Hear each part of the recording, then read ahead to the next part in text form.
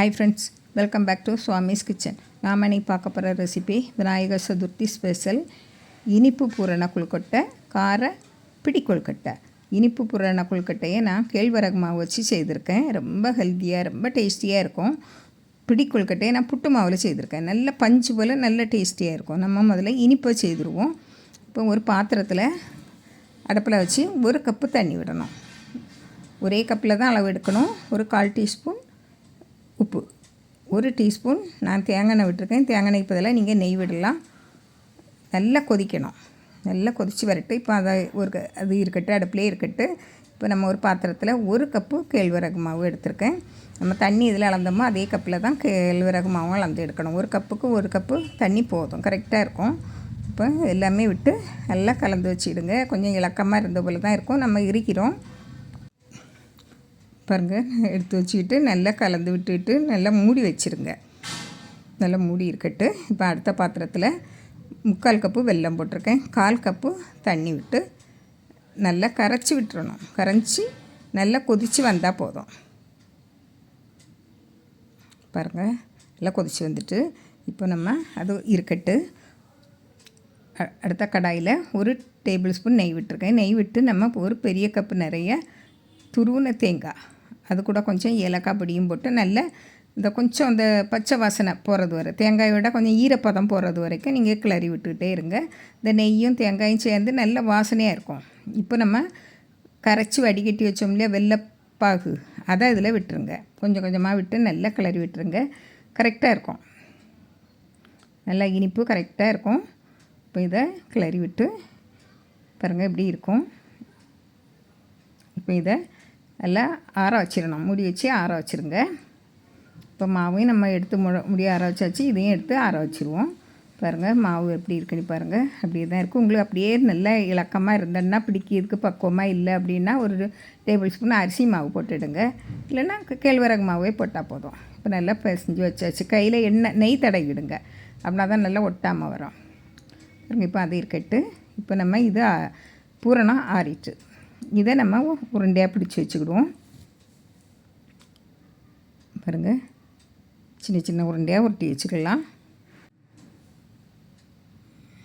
உங்களுக்கு எவ்வளோ பெருசாக வேணுமோ அவ்வளோ பெருசாக வச்சுக்கிடுங்க. பாருங்கள், கையில் நெய் தடவிடுங்க. இந்த மோதக அச்சிலையும் நெய் தடவிடுங்க. நீங்கள் கையில் வச்சு சாதா அச்சி இல்லைன்னா இந்த பூரண கொழுக்கட்டை நம்ம செய்வோம் இல்லையா, அதே போலையும் செய்யலாம். இப்படி மாவை உள்ளே வச்சு அழுத்தி விட்டுருங்க. இப்போ நம்ம ஒரு உருண்டை எடுத்து அதுக்குள்ளே வச்சு கரெக்டாக போகிறதுக்கு இருக்கணும். பாருங்கள், இப்போ இதை மூடி வச்சு கொஞ்சமாக மாவு வச்சு மூடி வச்சுருங்க. வச்சு இப்போ நம்ம எடுத்துடலாம். பாருங்கள், கரெக்டான மாவு பக்குவம். நம்மளுக்கு இலக்கம் போல் தான் தெரியும். இதுதான் கரெக்டான மாவு பக்குவம். நல்லா சாஃப்டாட்டும் வரும். பாருங்கள் எப்படி இருக்குன்னு. மேல் மாவு நல்லா சாஃப்டாக இருக்கும். நம்ம பார்க்க தண்ணி போல் இருந்தாலே இருக்கும். இல்லை கையில் கொஞ்சம் எண்ணெய் இல்லைன்னா நெய் தொட்டு நீங்கள் வச்சிங்களன்னா கரெக்டாக அழகாக வந்துடும். பாருங்கள், இப்போ மூடி வச்சு அதையும் எடுத்துருங்க.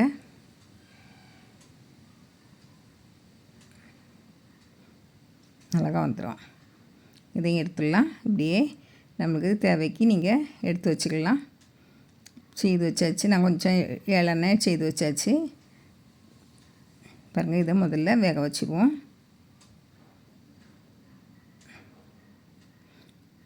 முதல்ல வேக வைக்கிறதுக்கு பிள்ளையாக இருக்குது. பாருங்கள், இதை நல்லா வேக வச்சு முதல்ல எடுத்து வச்சிடலாம். பாருங்கள், 10 நிமிஷத்தில் வெந்துடும். நம்மளுக்கு ஏற்கனவே நல்லா வெந்த மாவு தானே. பாருங்கள், நல்லா சாஃப்டாக இருக்கும். இது ரொம்ப கொஞ்சம் நான் ஆற வச்சு தான் எடுத்திருக்கேன். 5 நிமிஷம் கழித்து தான் நான் எடுத்திருக்கேன். பாருங்கள், நல்லா சாஃப்டாக இருக்கும்.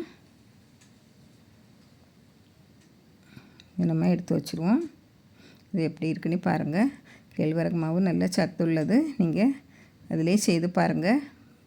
ஒட்டவும் ஒன்றும் செய்யாது நெய் தடவி இருக்கனால. இப்போ இதே பாருங்கள் எவ்வளவு உள்ளே எப்படி இருக்குன்னு பாருங்கள். நல்ல சாஃப்டாக இருக்கும். நல்ல டேஸ்ட்டாட்டும் இருக்கும். இப்போ நம்ம காரப்பிடி கொழுக்கட்டை நான் புட்டு மாவில் பண்ணியிருக்கேன். நல்ல பஞ்சு போல் இருக்கும். பாருங்கள், புட்டு மாவு கொஞ்சம் பரபரன்னு இருக்கும் இல்லையா, அதில் பண்ணியிருக்கேன். இப்போது அடுப்பில் கடாயை வச்சு காஞ்சதும் 1 டீஸ்பூன் எண்ணெய், 1/4 டீஸ்பூன் கடுகு, 1 டீஸ்பூன் கடலைப்பருப்பு, 1 டீஸ்பூன் உளுந்தம்பருப்பு போட்டு நல்லா பொரிய விட்டுருங்க. நல்லா பொரிஞ்சு வந்த உடனே ஒரு 1/4 டீஸ்பூன் பெருங்காயத்தூள், 1 டீஸ்பூன் சில்லி ஃப்ளேக்ஸ் சேர்த்துருக்கேன். நீங்கள் இதுக்கு பதிலாட்டு பொடியை நறுக்கின காஞ்ச மிளகாயும் போடலாம், பச்சை மிளகாயும் போடலாம். போட்டுட்டு இப்போ கருவேப்பிலையும் 2-3 கொத்து கருவேப்பிலையும் பொடியை நறுக்கி போட்டிருக்கேன். நல்ல வாசனையாக இருக்கும் நிறைய போட்டால் கருவேப்பிலை. இப்போ ஒரு 1/2 கப்பு துருவின தேங்காய் அதையும் போட்டு நல்லா லேசாக வறுத்து விட்டுருங்க. ரொம்ப நேரம் வறுக்கணும்னு இல்லை. அந்த எண்ணெய் அந்த மசாலாவோடு சேர்ந்து தேங்காயும் நல்லா கலந்து வரும்போது நல்லா வாசனையாக இருக்கும். இப்போ தேவையான அளவு உப்பு போட்டு, உப்பு குறைவாக போட்டால் போதும். போட்டுட்டு இப்போ இதில் ஒரு 1/2 கப்பு, 1 கப்பு மாவுக்கு 1/2 கப்பு தண்ணி விடணும். நம்ம இது புட்டு மாவு, அதனால் கொஞ்சம் தண்ணி இழுக்கும். இங்கே கொழுக்கட்டை மாவு அப்படி இடியாப்பம் மாவுன்னா 1/4 கப்பு போதும். இப்போ நான் 1/2 கப்பு தண்ணி விட்டு 1 கப்பு மாவு போட்டிருக்கேன். பாருங்கள், நல்லா கிளறி விடுங்க. புட்டு மாவுன்னா நீங்கள் 1/2 கப்பு விடணும் தண்ணி. இடியாப்பம் மாவு கொழுக்கட்டை மாவுன்னா 1/4 கப்பு விட்டால் போதும். இப்போ இதை நல்லா கிளறி இறக்கி மூடி வச்சுருங்க. ஒரு 5 நிமிஷம் கழித்து தான் நீங்கள் திறந்து எடுக்கணும். எடுத்து கைப்பொருக்கும் சூடு வந்த உடனே பிசைஞ்சு எடுக்கலாம். நான் அப்படியே வச்சுறேன் மூடி. பாருங்கள், இப்போ கைப்பொருக்கும் சூடு வந்தாச்சு. நல்லா கொஞ்சம் பிசைஞ்சு எடுத்துருங்க. அப்படின்னா தான் நல்லா சாஃப்டாக இருக்கும். பாருங்கள், இப்படி பிடிச்சி பாருங்கள் எப்படி இருக்குன்னு. இங்கே எவ்வளோ ஷைனிங்காக இருக்குது. இந்த புட்டு மாவில் செய்யுது நம்மளுக்கு அதை பிச்சு சாப்பிட செம்மையாக நல்லா அழகாக போகும் இந்த வாய்க்குள்ளே.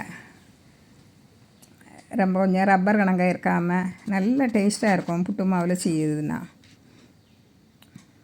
பாருங்கள், இப்போ இதை நான் உருண்டையாட்டம் உருட்டி வச்சுருக்கேன், பிடிக்கொழுக்கட்டையாட்டம் பிடிச்சி வச்சுருக்கேன். இதை நம்ம இட்லி பானையில் தண்ணி கொதிச்சிட்டு இருக்கும், அதில் வச்சுக்கோங்க. வச்சு ஒரு 10 நிமிஷம் அப்படியே இருக்கட்டு. 10 நிமிஷம் கழித்து பார்ப்போம். பாருங்கள், இந்த கொழுக்கட்டை ரொம்ப சாஃப்டாக இருக்கும்.